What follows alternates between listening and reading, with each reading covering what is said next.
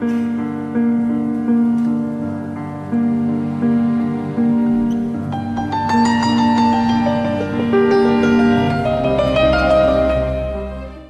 bon. D'accord, alors Hassan Chaher, فنان تشكيلي دابا كنقولوا فنان بصري artiste visuel. Je suis aussi enseignant aux Beaux-Arts de Tétouan depuis 1994. Et bien avant que je sois enseignant, j'étais aussi étudiant aux Beaux-Arts de Tétouan entre 84 et 87, où j'ai eu un diplôme de l'école. Et après, j'ai eu la chance de partir finir mes études en France. En premier lieu, c'était à l'école des Beaux-Arts régionale Amiens, où j'ai préparé un DNAP infographie vidéo art. Et après, j'ai changé d'école, je suis allé à l'école d'Angers, aux Beaux-Arts d'Angers. Et là où j'ai eu un DNCP, un diplôme national cycle d'expression plastique, en 92. En 93, fin 93, je suis rentré définitivement au Maroc. Et depuis début 94, j'enseigne aux Beaux-Arts de Tétouan. En premier lieu, j'ai introduit la matière de l'infographie et de la nouvelle technologie à l'époque, en 94. Et aussi, j'ai enseigné le design graphique. Et pratiquement, j'enseigne toutes les matières, que ce soit la peinture, l'installation, les arts graphiques. Et maintenant, j'enseigne que le dessin académique aux Beaux-Arts de Tétouan. C'est-à-dire, je retourne au dessin comme une transcription des corps par le trait. C'est le dessin comme un sismographe des corps. C'est-à-dire, le corps, c'est une entité qui est sensible, qui capte des ondes, que ce soit positives, négatives, qui observe, qui ressent, qui enchaîne, qui engendre, et par le trait, comme un sismographe, c'est-à-dire le trait au bout des doigts, il prend, il enregistre cette sensibilité, ces émotions de l'artiste, que le regardant peut décrire, regarder, sentir, ou comprendre. Voilà, mon rapport à l'art, c'est un rapport assez, comme tout le monde, c'est-à-dire que moi je suis né à la campagne, il n'y avait pas d'image, il n'y avait pas de revue, il n'y avait pas de télé, il n'y avait pas de cinéma, il n'y avait rien du tout, il y avait la nature. Et à l'école, en 70, le premier contact avec l'image, c'était l'image Jazzaron, Khaddaron, Mihrat. Et moi, j'avais vu ça auparavant. Alors du coup, à l'école de la campagne, c'est-à-dire que tous les camarades, ils avaient appris auparavant le Coran par cœur, ils avaient d'un certain âge. Et moi, je n'avais pas vraiment le Coran par cœur. Et la première séance, c'était réciter le Coran que moi, je n'avais pas du tout appris. Et je regardais les images. Et bien sûr, c'était des punitions assez dures et assez hardes. C'est-à-dire que j'étais battu parce que j'étais en train de regarder une image qui était pratiquement magique. C'est-à-dire, j'avais l'habitude de voir le Khaddar, le Harrat dans la campagne, mais le fixer, le figer dans une image, pour moi, c'était comment ça s'est déplacé. Et on avait certaines circonstances parce que les images tilawat, elles accompagnent le texte. Et parfois c'était une fenêtre sur l'imagination. Moi, je ne me rappelle pas très bien des choses. Il y avait le texte, mais il y avait et avec l'esprit du gamin, qui est-ce qui a fait ça? C'est un pouvoir. C'est un pouvoir de créer cette fenêtre sur l'imagination et que l'autre peut interpréter autrement. Et bien sûr, dans la campagne, on avait toujours le livre, il y avait, c'est comme le halqa où l'étudiant le plus âgé, c'est lui qui nous expliquait l'image. Et c'était ça. Après, on a eu de la chance, mon frère avait acheté un vieux télé, je crois que c'était en 72, et comme par hasard, il y avait un film sur Van Gogh,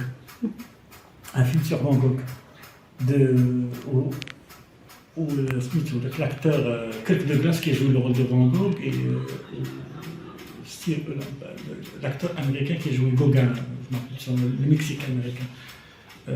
Bref, et là ce film m'avait vraiment marqué, ça. M'avait vraiment marqué parce que je voyais que quelqu'un, comme il souffrait, comme il travaillait, se battait, il peignait. C'était au noir et blanc. Moi, je ne comprenais pas le texte parce qu'à l'époque, je n'avais pas vraiment accès au anglais et au français. Mais rien qu'avec les images, il y avait ça. Et du coup, cette histoire s'oublie complètement, tu vois. Cette histoire s'oublie complètement jusqu'à on est arrivé à Tétouan, première année, deuxième année. Après, il y avait la matière d'art plastique au collège. Et moi, je n'étais pas vraiment un bon élève. C'est-à-dire, je n'étais pas bon en maths, je n'étais pas bon en français, je n'étais pas bon de toutes les matières. Alors, la matière où je me retrouvais bien, c'est-à-dire cette matière des arts plastiques où on étudiait quelque chose qu'on créait nous-mêmes. C'est-à-dire, dans toutes les autres matières, on étudiait des choses qui étaient déjà faites, déjà étudiées, c'est-à-dire c'est juste des connaissances qu'il faut acquérir. Mais dans la matière art plastique, on étudiait les choses que nous-mêmes on produisait. Et là, il y avait un enthousiasme. Et à partir de 81, 81, 82, j'étais en échec scolaire et j'ai opté les beaux-arts pour pouvoir s'y mettre d'une manière un peu beaucoup plus à plein temps. Et c'est là où j'ai rencontré. D'accord. On s'est rencontrés. Et bien sûr, les beaux-arts, c'était quelque chose c'était un temps qui était vraiment assez intéressant parce que c'était des Indes suspendues qui sont venus de partout du Maroc. Et c'est comme disait Jacques Brel, on n'est pas du même port, mais on cherche le même bord. On n'est pas du même bord, mais on cherche le même port. C'est comme ça, c'est-à-dire chacun il avait quelque chose en lui. Mais il y avait beaucoup d'enthousiasme, il y avait beaucoup de volonté, il y avait beaucoup aussi de sérieux. Et le Beaux-Arts, c'était juste un lieu où les profs, pratiquement, ils étaient tous silencieux, on ne parlait pas. Mais les murs, les chevalets, les tabourets, les panneaux, tout parlait. Et on creusait en nous-mêmes pour pouvoir apprendre. Il y avait un modèle, que ce soit de peinture, que ce soit de dessin, que ce soit de sculpture. Et nous, on essaie un petit peu d'atteindre ce modèle, mais en creusant en nous-mêmes. Et chacun avec sa propre sensibilité, chacun avec sa propre force. Et bien sûr, on s'entraidait. On s'entraidait parce que Ahmed dessinait très bien, alors au lieu de regarder le modèle, je regarde comment Ahmed dessinait. Et l'autre, il peignait très bien, alors du coup, moi, j'apprends, on apprend de nous-mêmes, je veux dire. Mais au bout d'un moment, c'était pas suffisant. C'était pas vraiment suffisant parce qu'avec les connaissances, avec aussi l'étude d'histoire de l'art, ne serait-ce que rudimentaire ou presque basique, on a compris que ce sont des études basées sur l'analogie occidentale, c'est-à-dire juste apprendre à reprendre les formes et atteindre une sensibilité pratiquement occidentale. C'est-à-dire, et on se rendait compte aussi de notre propre nature, de notre propre culture, de notre propre identité. On se rendait compte un petit peu de notre propre engagement vis-à-vis de notre pays, vis-à-vis de notre société. C'est à ce moment que vous avez commencé à sentir que vous étiez vraiment, comment dirais-je, artiste, peintre, parce que les études, je peux comprendre, bon, que c'était une voie, comment dirais-je, parallèle suite à un échec scolaire, même si j'aime pas trop ça, mais à partir de quel moment vous commenciez vraiment à vous sentir artiste? Même maintenant, je ne peux pas dire que je suis artiste.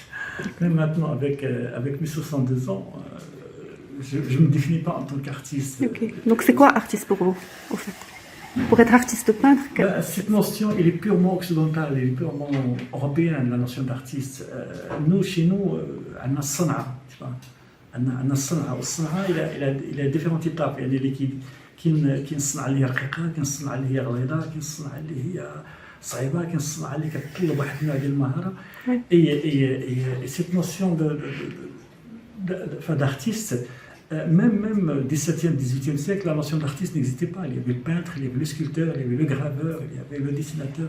C'est-à-dire que l'artiste... C'est le côté technique. Donc pour vous, l'artiste, si on veut emprunter la terminologie de Jasmin, c'est quoi au fait? C'est quoi? C'est quelqu'un qui maîtrise la technique comme... Non, mais je suis vraiment très très mal placé pour pouvoir définir le mot. Parce que pour moi, tout le monde est artiste. Celle qui fait de la cuisine, celui qui prépare un thé, celui qui prépare un gâteau, celui qui prépare un parfum, c'est un artiste. Parce qu'un artiste, c'est quelqu'un surtout qui travaille avec avec d'abord son cœur, et après son cerveau, et après avec sa main. Donc c'est ça, il s'agit de feeling. Voilà, Donc pour vous, l'art, c'est le feeling voilà. d'abord. Non, il travaille avec les trois éléments. Il travaille avec la main, le cerveau et le cœur. Donc, quelqu'un qui travaille avec la main, c'est un ouvrier. C'est ça. Voilà. Et quelqu'un qui travaille avec un cerveau, c'est un savant. Oui. Mais quelqu'un qui travaille avec les trois, et surtout avec le cœur, il est artiste. C'est-à-dire qu'il veut atteindre une autre dimension qui échappe à la logique, qui échappe à des notions qui sont banales. Je veux dire, en fait, là, c'est de l'émotion vers l'émotion, c'est des sensations vers les sensations. Donc à partir de quel moment est-ce que vous vous êtes senti artiste en utilisant cette même définition? Au début, c'était un petit peu maladroitement, parce que, moi, je me rappelle, mon père était encore vivant, et on a voulu écrire une verset coranique à la mosquée du quartier. Et mon père, j'étais en train de jouer au foot, mon père venait me chercher, il m'a dit, mais écoute, tu vas écrire. Et à l'époque, pour pouvoir échapper, je commençais à dessiner. Et mon père était pieux, ma grand-mère, mes grands-parents. Et il ne fallait pas dessiner devant eux parce que c'est un peu haram, ça ne se fait pas, parce que ça distrait par rapport aux études. Alors pour pouvoir créer un parallèle et me laisser dessiner, je faisais de la calligraphie. Alors la calligraphie coranique et tout ça, ça passe. Mais c'était juste mais ça m'a fait beaucoup de bien après. Et bien sûr, j'admirais la calligraphie, j'admirais vraiment. Et je suis allé à la mosquée et j'ai écrit, je crois, quelque chose comme ça. Et tous les gens du quartier qui venaient prier au quartier, ils disaient, ah si, tu vois, ils me regardaient d'un autre regard. Tu vois, j'étais un peu, tu vois, je te dis le gamin qui a 16 ans, ou il a 17 ans, qui est comme tout le monde. Non, mais il a un truc particulier. À mon âge, il y a un ego qui remonte, mais l'ego, ça c'est une sorte de fierté aussi. Et à partir de là, c'est une motivation de creuser davantage. C'est un encouragement et une motivation de creuser davantage. Mais je ne faisais pas attention à la notion de l'art, aux artistes et tout ça. Ça veut dire, on me le disait au lycée quand je dessinais des portraits, quand je dessinais les yeux, quand je gribouillais un peu dans les cours. Une fois, un prof m'avait viré parce que je n'étais pas du tout. Je n'écoutais pas, je dessinais. Et il y a un étudiant qui m'a dit, Monsieur Louis, il est un artiste. C'est un artiste. Mais bon, ça c'est des anecdotes qui n'ont aucune importance, parce que pour moi, un artiste, on ne guérit pas le cancer, on n'invente rien, tu vois, on n'invente ni bleu, ni aspirine, ni rien du tout, on n'apporte rien à la société. Seulement on pousse l'autre à se poser des questions, c'est tout, par rapport à lui-même, par rapport à son entourage, par rapport à tout ça. Et à votre avis, c'est pas important pour la société, ça? Si, c'est important, mais pas aussi important que l'agriculteur. Pas aussi important que le flic qui assure la sécurité, pas aussi important que le prof. Moi, quand je fais un classement, pour moi l'agriculteur, c'est quelqu'un que je ne peux pas atteindre. Il est inaccessible pour moi, c'est un sacré. Imaginez si l'agriculteur s'éteint. Il n'y a plus d'agriculteur. Il n'y a plus quelqu'un qui va s'occuper de la terre, qui va s'occuper de l'inoculture, qui va créer, qui va produire. Personne. On n'aura plus rien à manger. On n'aura plus rien à manger. Et si les artistes disparaissent, si demain il n'y a plus de musiciens, il n'y a pas d'artiste peintre, il n'y a pas de poète, il n'y a pas... Je ne fais pas de comparaison, je ne compare pas, c'est-à-dire on n'est pas dans la rivalité là, on est plutôt dans la complicité. Imaginez par exemple, moi je suis là, vous êtes là, les enfants, les filles sont... Il y a une qui est Marrakech, l'autre est née, personne ne l'attaque, ma maison... Il est fermé, personne ne l'agresse, C'est-à-dire qu'il y a un système sécuritaire qui veille. Et moi, je suis tranquille, je suis pénin, je suis à l'aise, je fais confiance. Et autre chose, il y a les médecins qui viennent aussi en troisième lieu. Les médecins, ça veut dire, j'ai mal à la tête, j'ai pas de souci, je vais à la pharmacie. Et les peintres? C'est les second class citizens, c'est les derniers. Mais c'est là où il y a l'importance, c'est là où il y a l'importance parce que l'artiste, il devrait cautionner ça, il devrait cautionner la société, il devrait cautionner, c'est-à-dire je donne forme à la société. Je donne forme à ce confort sécuritaire. Je donne forme à ce travail d'agriculteur. Je donne forme à l'humain. Je donne forme à... Parce qu'on est des maillons, en fait. On est des maillons. Quand on est une chaîne, chacun de nous, c'est un maillon. Et s'il n'y a plus de sécurité, il n'y a plus rien. Il n'y a ni peinture, ni peintre. S'il n'y a plus rien à manger, il n'y aura ni peinture, ni artiste, ni rien du tout. Parce qu'il y a des chaînes qui sont... La pyramide Maslow dans les besoins. Si on a faim, on ne pensera pas à peindre. Alors l'artiste peintre, c'est quelqu'un d'abord qui sait observer, qui observe, et après sentir, puis comprendre, puis exprimer. Alors observer, c'est observer d'une manière introspective et rétrospective et perspective. J'observe ce qui est au fond de moi d'une manière subjective et introspective, et j'observe aussi mon entourage propre, mon microcosme. Il y a le côté microcosme, il y a le côté macrocosme. C'est-à-dire que moi je suis très sensible à ce qui se passe, par exemple, à ce qui s'est passé à Los Angeles il y a 2 semaines. Je suis sensible à ce qui se passe en Iran il y a 1 semaine, à ce qui se passe à Gaza depuis 2 ans. Mais je suis aussi sensible à ce qui se passe dans la rue et aussi chez moi. Et après je comprends. C'est-à-dire que si ma mère elle a une frustration, pourquoi? Parce qu'elle est sortie chercher des commissions au marché, il a trouvé que c'est trop cher. Et moi je comprends qu'il y a eu la guerre au Golfe, et qu'il y a le pétrole qui va augmenter, et que ça va régénérer une inflation, et que ma mère qui ne comprend rien, la politique qui ne comprend rien de tout ça, elle va juste trouver que c'est trop cher, et qu'elle va avoir des craintes, et des peurs et des frustrations. Pourquoi? Parce qu'il ne va plus vivre, il n'a plus fait confiance, il n'a plus vivre à sa guise. Enfin, il a peur de ne pas trouver ce qu'il faut. Enfin, et là, c'est... Mais un artiste, ça veut dire que moi je suis sensible à ça. Ça veut dire que c'est comme la litote. Avec le minimum, on peut exprimer le maximum. Mais là, on est parti un peu trop dans le... Donc c'est la sensibilité. Mais je veux dire que au niveau des beaux-arts, c'est-à-dire au niveau des beaux-arts, c'est on se pose la question, à quoi bon savoir dessiner, à quoi bon savoir peindre, parce qu'après on devient des copieurs. Si on copie la nature, mais la nature est très belle. Qu'est-ce que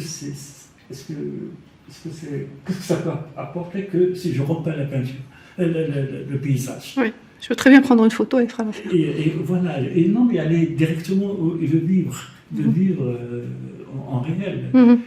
Et après, la peinture montre l'invisible, ce qui n'est pas visible.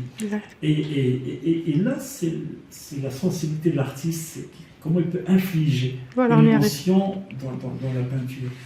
Dans la peinture. Mais là, c'est un travail qui se fait. C'est déjà un travail, c'est un engagement. C'est un engagement parce que la sensibilité, c'est un engagement. Et ça se travaille. Et après, il y avait la technique, et après, il y a la volonté de partage.